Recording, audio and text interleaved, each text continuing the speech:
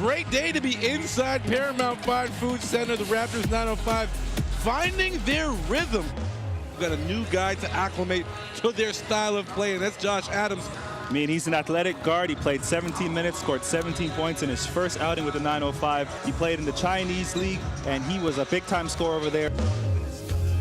I was top 7 in the league in scoring and assists and rebounds, so I was having a great season, but just because our team wasn't winning, they basically just told me we want to bring somebody in that's older. Places like that, you could be putting up top 7 numbers and they'll just replace you just because. They don't really give you a lot of reason, a lot of warning or anything. It just kind of happened.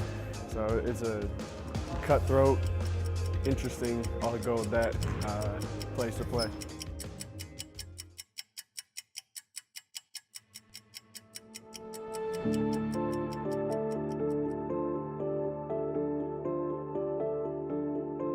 The G League is if nothing else, a very dynamic league. I think we've played 40 games now, we have 10 to go, and today's practice was pretty much a training camp practice because we had new players that have never seen some of our things before, and we had to put in things we put in training camp. And it has been a constant relearning and refocusing and incorporating of players going both directions. It's crazy, there's so much fluctuation, so much unpredictability, but you just have to stay ready, stay positive, stay focused, and just be ready for whatever you're called to do. You got to take the pros and cons of this league.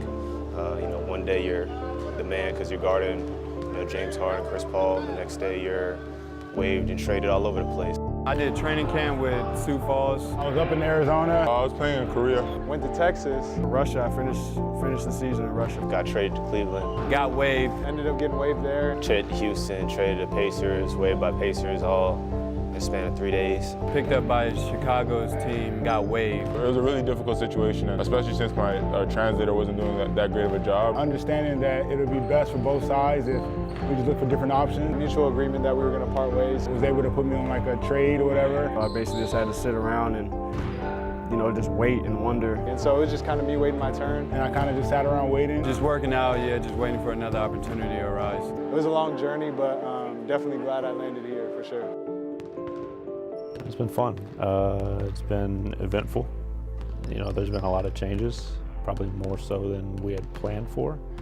And I think it was just all more reactionary, recovering from some of the things that have happened and some of the decisions that, that were made. And it's definitely around the clock. I mean, watching 4 or 5 games every night on the computer, just switching over every quarter, and then box scores every night or box scores every morning when I wake up, just seeing how guys played and what they finished with. And so yeah, it's constant. It's taught me that you have to be able to adapt, and if a situation were to happen like that, where you had a consistent team for the entire season and suddenly in the playoffs there's an injury or whatever happens and suddenly there's a change, how do you adapt to it? I'm learning how to do the adaptation, seemingly on a weekly or almost game-by-game basis.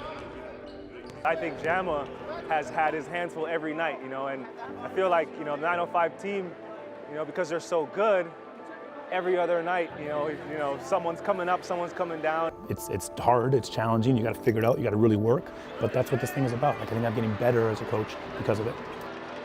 At first it was kind of difficult, especially I came in, I was one of the guys that kind of replaced somebody or got traded for somebody. So when I first came in, it was kind of weird. But at the same time, you kind of just, it's a game of basketball, it's a business, and it's good to learn that their first year out.